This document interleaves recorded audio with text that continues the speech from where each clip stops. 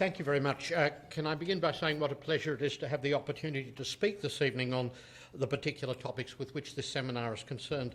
After Geraldine's very powerful presentation, I think that what I have to offer will largely be footnotes, but I hope that they can give a sense of the complexity of the issue, but also of the opportunities for community action to produce responses to the challenge of forced migration, which are much more humane than have been on offer from major political parties in recent times. I want to begin by making some comments about how the phenomenon of refugees relates to the nature of the international system.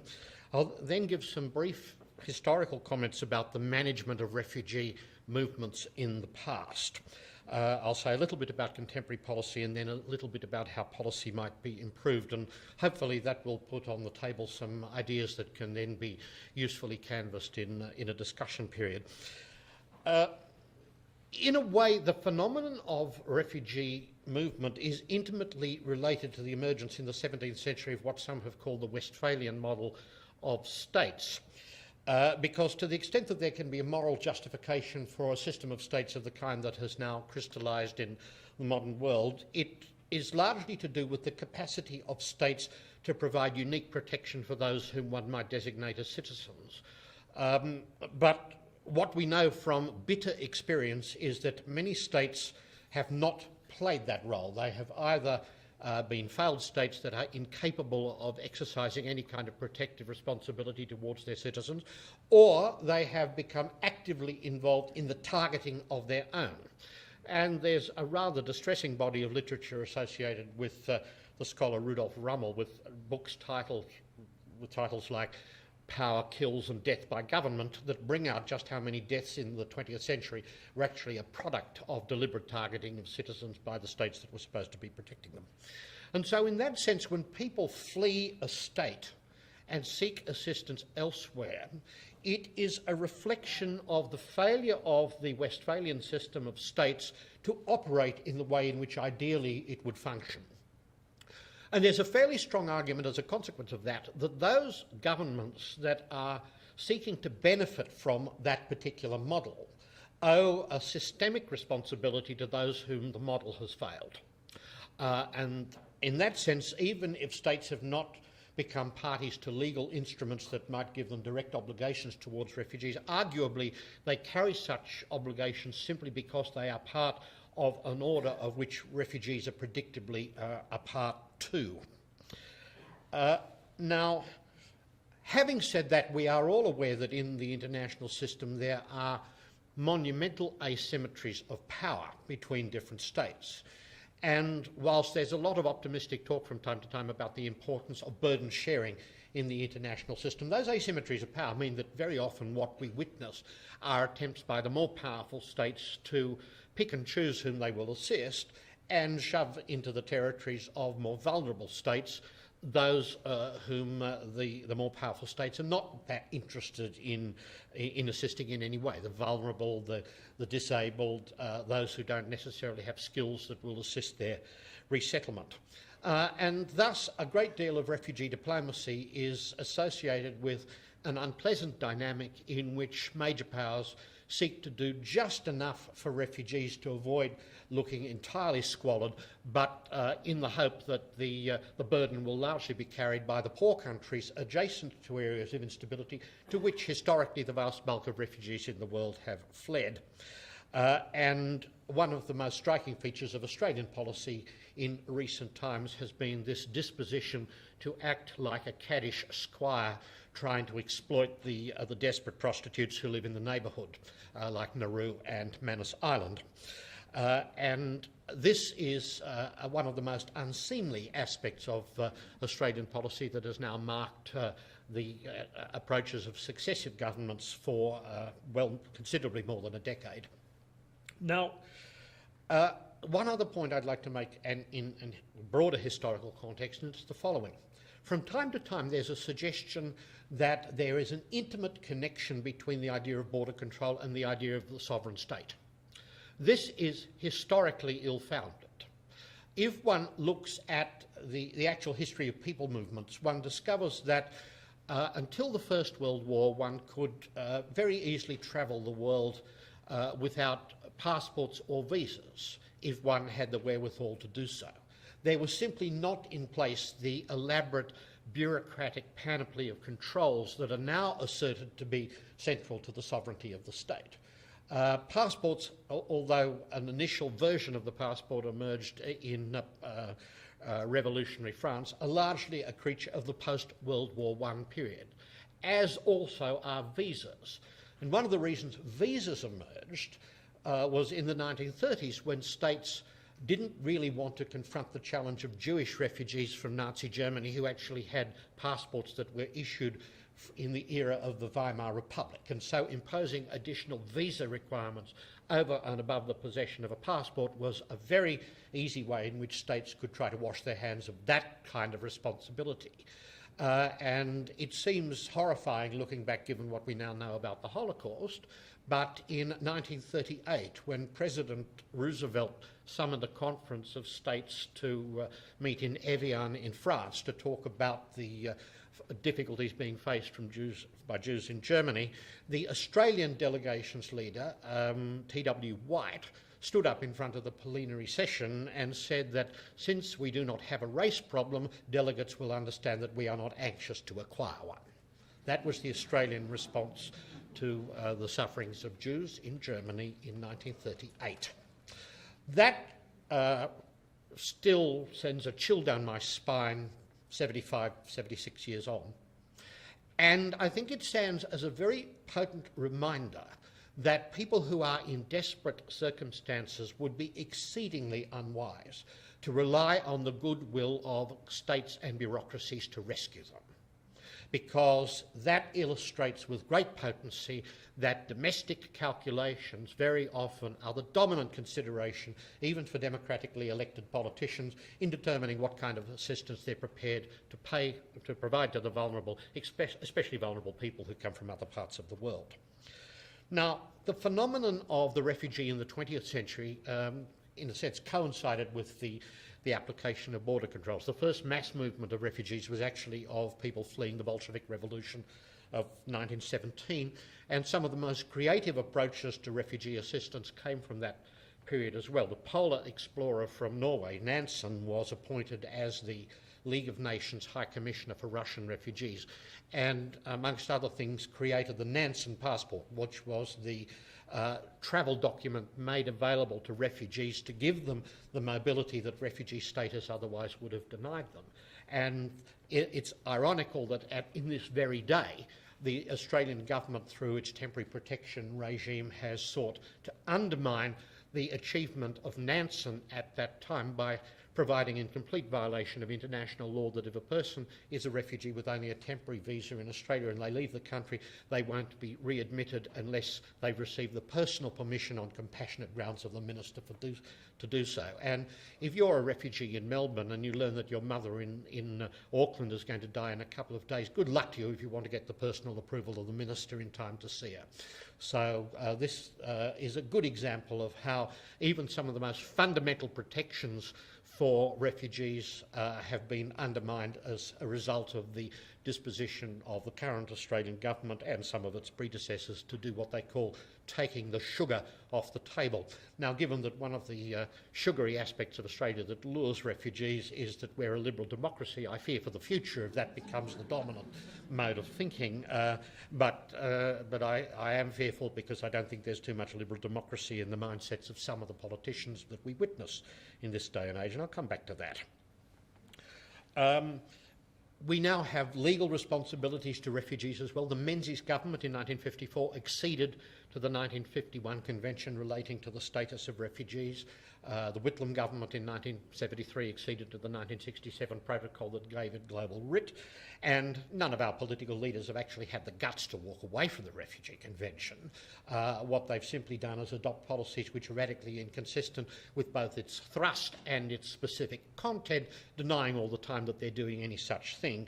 That, I think, is, again, a measure of the calibre of the political class that we're witnessing in this day and age when parties, instead of being reflections of the community, have become more and more patronage networks for people who are deeply ambitious.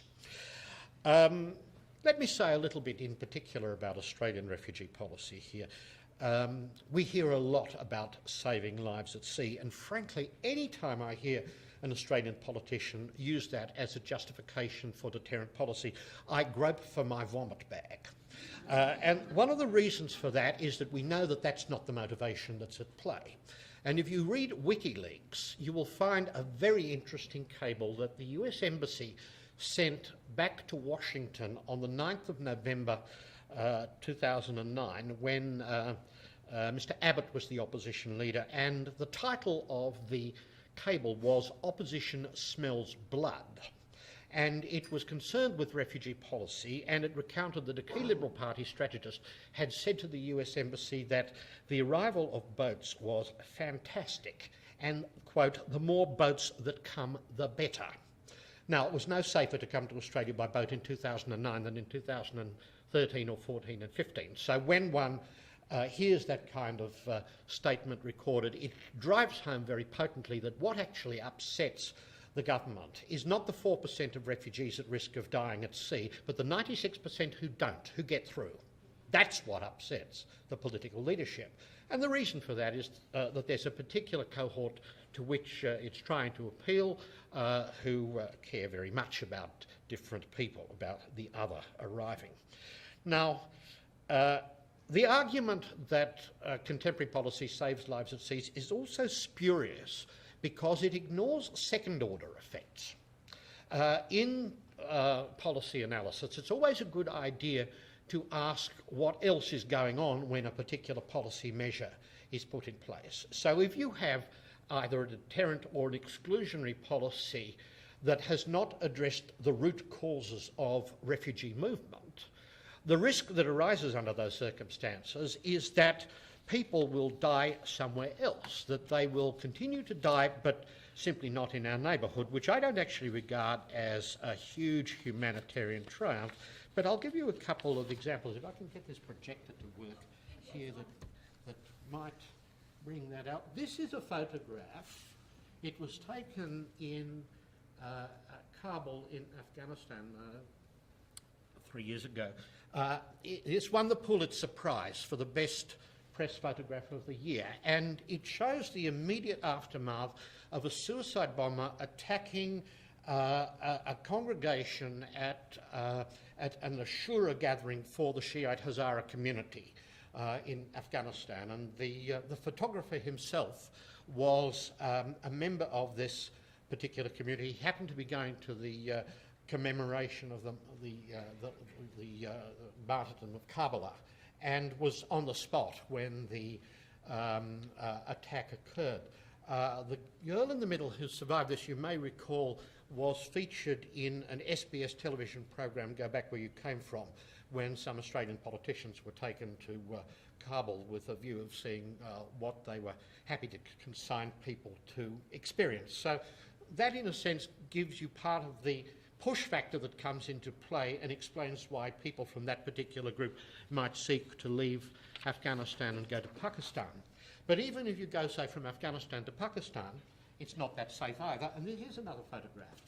This is an image of the immediate aftermath of a suicide bombing at Mizan Chowk in Quetta in 2011. And what's interesting about this particular photograph is that if you look in the top right-hand corner, you can see a poster which was actually funded by the Australian government, which says, "Don't try to come to Australia by boat." So you see the boat there, the same image of the boat that was in the slide that was on the screen when we came in. So again, people who are wise don't pay too much attention to the propaganda campaigns that are put out, because there's absolutely no evidence that attempting to stop the boats has done anything to prevent these kinds of atrocities, which explain why people have a well-founded fear that then drives them to flee to other parts of the world.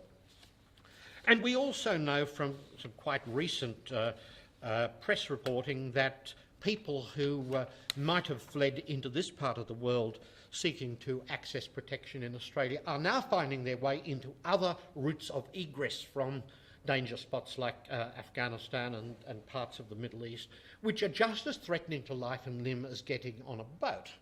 Last year, 35 Afghan refugees were found in a shipping container which had gone 5,700 kilometres from Central Asia and had docked in England with dead people inside it. And one of the things that I asked myself is how many people have died in the hands of the Russian mafia, in nameless numbers on a list that was afterwards mislaid in Pasternak's expression, who are now being celebrated by the Australian government as people who were saved by a deterrent policy. If one's going to have a proper evaluation of Australian policy, in other words, one needs to look not just at what is happening or not happening in our immediate vicinity, but what consequent movements into regions of danger are being stimulated by the disappearance of an opportunity to access protection in Australia because a kind of wall of steel has been thrown up in the face of people who might otherwise have arrived here safely, the 96% who arrived safely on boats. Now, why is this happening? I don't think myself that the key political leaders in Australia care about lives being lost at sea. Far more people die every year in the road toll in Australia than have died at sea. You know, for the last 10 years, more than 1,000 people have been killed in traffic accidents every year in Australia, and we don't hear anything like the complaints about road safety that we hear about loss of life at sea. So one starts looking for other kinds of explanations. And ultimately, I think it goes back to Pauline Hanson. In 1996, when Hanson was elected as a member for Oxley in the House of Representatives, it sent shivers down the spine of some of the major parties. More shivers went down their spines when the One Nation party that she had set up did rather well in the Queensland state election and the federal election in 1998. But of course, One Nation then fell apart organisationally before the 2001 election, and the people who had left the major parties to vote for One Nation in 1998 became the swinging voters for 2001. That's why we got the Tampa affair. And we know from a biography of John Howard, from a taped interview by Jackie Kelly, one of his ministers, that when he was entering the House of Representatives to announce that the Tampa would not be allowed to land on Australian territory, Ms Kelly buttonholed him on his way in and said, "I'm really worried. One Nation is taking over branches in my electorate. They've taken over the two best fundraising branches and I don't know what to do." And according to her taped interview, he waved his speech notes at her and said, "Don't worry, Jackie, that's all about to change." That's what the Tampa affair was about. It wasn't about border protection. Certainly wasn't about saving lives at sea. It was finding a way of attracting the votes of One Nation supporters without doing a strict or explicit deal of the kind that would have upset the Nationals in Queensland. That's all there was to it. But the problem was the perception that that was an effective political technique has poisoned the policy environment ever since, and the shadow of Hanson is still cast over the landscape in a way that causes us real harm.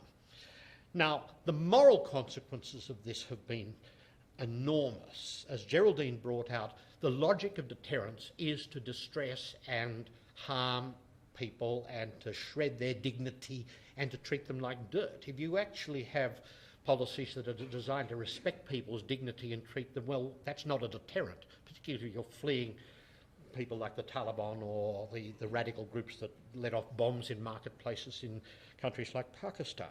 So the need for poor treatment of refugees is actually central to the logic of what we're talking about here. And if you try to do that kind of thing in Australia, the danger is that the courts will intervene at some stage. So the best way in which to try to run that kind of policy is to find some other state that in exchange for money will agree to centres being set up on their territory that are in effect beyond the reach of any meaningful court system. The rule of law is dead in Nauru. The rule of law is very weak in Papua New Guinea. These are ideal venues for the dispatch of those of whom Australia wishes to wash its hands. But, of course, what this testifies is a fundamental lack of commitment to the rule of law as a principle. And since this is one of the central principles of any meaningful liberalism, it does suggest very strongly that what we're looking at now is not liberalism or conservatism, but a kind of rank populism in which the political leaders are ice cold and have no values driving them in any meaningful sense. What government would like to do is manage a system of controlled selective resettlement in which bureaucrats can choose people who will be seen as beneficial for the interests of whichever government happens to be in power. And I became alert to this many years ago when I was at a conference with some senior UNHCR officials, one of them who was the head of the UNHCR office in Kenya. He described to me an episode when a senior Australian official had come to visit him to talk about refugee resettlement. And they had a cup of tea, and then the Australian official said, well, you're American, I'm Australian, we speak the same language. What we're looking for are English-speaking engineers. And the American chap said, well, there's a problem there. I can give you some non-literate women who've been raped. And the Australian official's face fell at that stage because that was not the priority list for assistance. And in fact, if you look at the history of bureaucratic mechanisms of refugee selection and resettlement, some deserving cases have benefited, but there have been a lot of cases where the driving consideration has not been to help the neediest people, but has been to select people who are perceived to be of potential benefit for the future of the country, the country that's undertaking the selection. And this is why my gorge rises when I hear people talking about queues, because the reality of offshore resettlement is that it does not offer a place in a queue, but a ticket in a lottery. If you are actually in a queue, the logic is that at a certain point, if you wait long enough, you will get the product that you are seeking to access. But the statistics are rather terrifying in this sense. I dug up some statistics from the Department of Immigration and Border Protection. What they show is that the success rate for, say, Afghan applications made through Pakistan for resettlement to Australia is 24.6%. That is, more than 3/4 of people who do the right thing and apply offshore at an Australian mission end up being rejected. And this is very much the reflection of the global rate as well. If you look at the global resettlement statistics for the latest period, talking about 2013, 2014, in the humanitarian stream, 22.2% of applicants received visas, 77.8% did not. So in fact, typically more than 3/4 of people who apply offshore are rejected, but not with what you might call monumental expedition. And if you actually look at the processing times, for a successful special humanitarian program visa being granted offshore, the average finalisation period for the visa is 65.5 weeks, more than a year.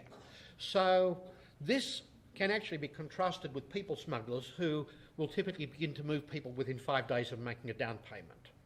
So if you're really desperate, if you're in a place where you could be blown to bits by a bomb because you're a member of an ethnic group that's being targeted, what makes greater sense?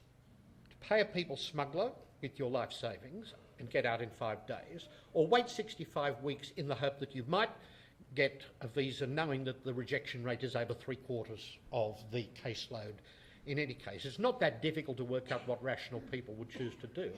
Now, I would never, ever recommend anybody to get on a boat.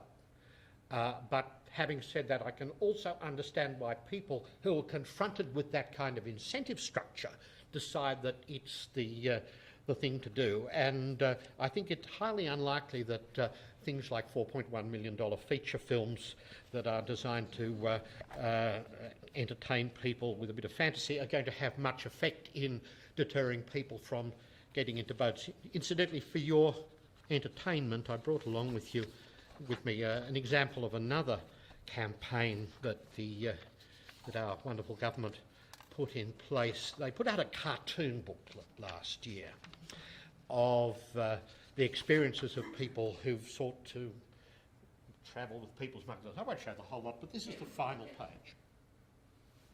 And it's quite an interesting example here. The applicant, the man weeping here in the detention centre, is clearly of the Hazara ethnic group, and what the caption actually reflects is his distress that he's missing out on a dance party in Afghanistan. The only problem is the dancers here are from the Mangal Pashtun tribe.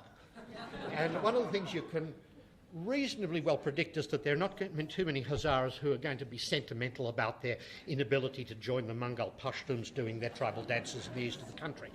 But this was an improvement on an earlier episode from Mr. Ruddock's time, when a glossy booklet in Persian and Arabic was prepared for distribution by the minister during a trip through the region. And the one problem was that no one in his department realised that Persian and Arabic scripts move in the opposite direction from the English, so that the books were printed backwards.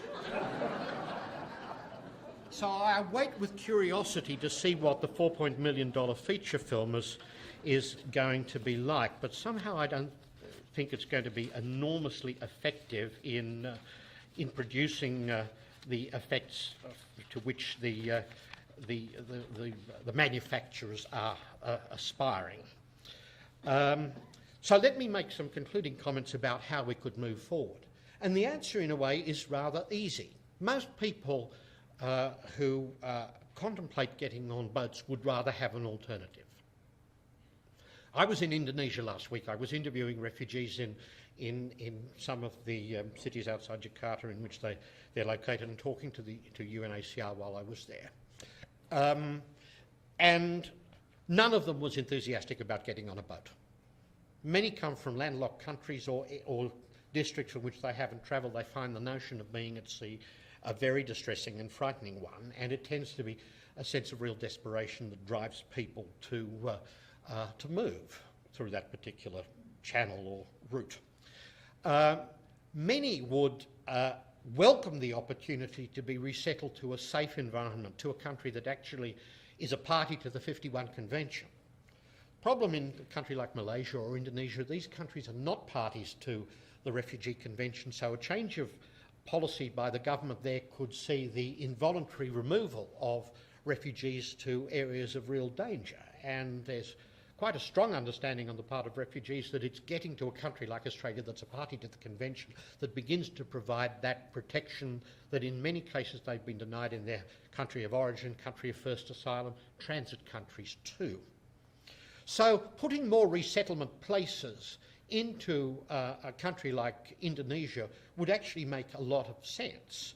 People are still flowing into Indonesia even though Australia has ceased resettling people who arrived after July 2014, and the reason for that is that the United States and Canada and New Zealand are still prepared to resettle some people, and the word of that has got out. So UNHCR was saying to me that despite Australia's deterrent policies, the number of refugees within Indonesia has actually gone up.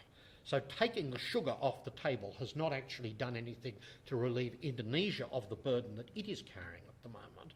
And as long as we're not engaging in substantial heavy lifting to assist with the refugee burden that countries like Indonesia and Malaysia are carrying, we have no standing whatsoever to go to them and argue diplomatically in favour of enhanced regional cooperation to try to deal cooperatively with refugee problems of a kind that we saw in 1989 with the Comprehensive Plan of Action for refugees from Vietnam. So our policies have not only disabled us as credible diplomatic actors, but have left an accumulating problem in the region that can only fester as far as attitudes towards Australia are concerned. Now, we can find $4.1 million for a nutty feature film. There are reasons to think that we should be able to find plenty of savings that would favour the resettlement to Australia of large numbers of people who have already made their way into the region and whom historically we know, if they got on a boat, would be very likely to be found to be refugees within the meaning of the term under the 1951 Convention. Certainly shutting down some of the offshore detention centres that are monumentally expensive to run, as well as being hellholes, would provide a vast sum that could be used for humane and sensible refugee resettlement. And that is a very obvious device by which one could go about rescuing people from the risk to life and limb of getting on boats at sea by giving them not a remote chance of being resettled to a secure country, but a real chance. once there's a real chance that people's applications will be expeditiously processed and that they'll be resettled if they're found to be refugees, then you begin to undermine the incentive structure that provides the basis for people smuggling. Ultimately, this is not just a regional problem, of course, it's a global problem. The UNHCR last year estimated that there were about 970,000 people worldwide in urgent need of resettlement. Developed countries made available 71,000 places. So it's actually the discrepancy between the need and the availability of solution to that need that explain people smuggling. Any economist will tell you that nothing is more certain than that you will get a black market reaction emerging under those circumstances, and Liberals normally understand that it's not a good idea to try to suppress market responses of this kind, because the dynamic that encourages market behaviour is a rather strong one, but that seems to apply in every area except people movement. So let me conclude with how in the political realm I think we might move. The crucial thing is leadership, which we've been lacking ever since John Howard seized the Tampa issue in 2001. Oddly enough, the issue of refugees and boats, by all serious research, enjoys far less salience within the public than politicians would have one believe. The ANU in 2013 yet again conducted its Australian election study coordinated by Professor Ian McAllister, and it's a much more sophisticated study of opinion than the normal opinion polls will offer. And amongst other things, the respondents were asked to identify which issue was the most important for them and which issue was the next most important. And to give you the specific figures, which I've recorded here in a piece of paper, what we found was that, here we are, yes, only 10.1% of respondents identified refugees and asylum seekers as the most important issue, and only 13.8% identified them as the second most important issue, which means that for more than 3/4 of the electorate, it was refugees and asylum seekers were no more than a third order issue. So that actually suggests that the degree of attention that the issue is given in the Murdoch press and by politicians does not match the degree of salience that it actually enjoys with the general public. And frankly, the 10.1% who are obsessed with the issue are probably locked on supporters of the coalition at the moment and very unlikely to switch their votes to Labor under any circumstances. So when John Stanhope and Katie Gallagher and people like that are lobbying the Labor Party, it pays for them to remember that kind of thing, that the risks of adopting a humane policy are probably not that much, certainly not as much as people might think. And the other reason for that is that people often think of swings at elections as a product of people having to change their minds. But in fact, we've known for decades that that's not the case. If you go back to a 1970 book by David Butler and Donald Stokes called Political Change in Britain, one of the points that they made there was that some electoral swing can be a product of people changing their minds. But even if no one changes their minds between elections, you can also get swing effects because more conservative people may die off of old age and more moderate people may come onto the rolls as first-time voters. And what that means is that advocacy can be actually quite important in this area in ensuring that younger people are not seduced by some of the revolting arguments that are being put forward, because happily we know that a lot of the One Nation supporters are poorly educated older white males. And the Almighty will help us in terms of advocacy in that particular respect. And let me conclude with two quotes.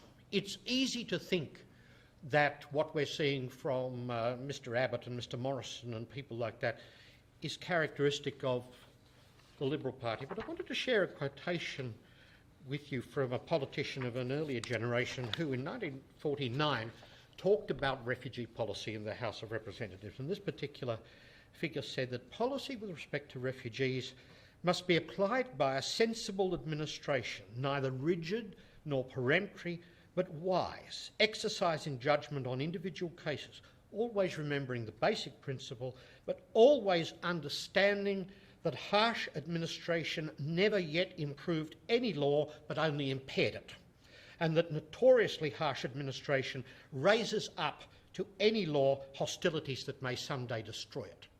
The person who said that was Robert Menzies, the founder of the Liberal Party, speaking on the O'Keefe case in the House of Representatives. And I think his warning there that notoriously harsh administration raises up to any law hostilities that may someday destroy it provides almost a motif for community organisations of that sort. Without us, the people are incomplete as a group. And we have the advantage of being able to press arguments that undermine the basis of notoriously harsh administration of the kind that has been put forward by successive governments in Australia.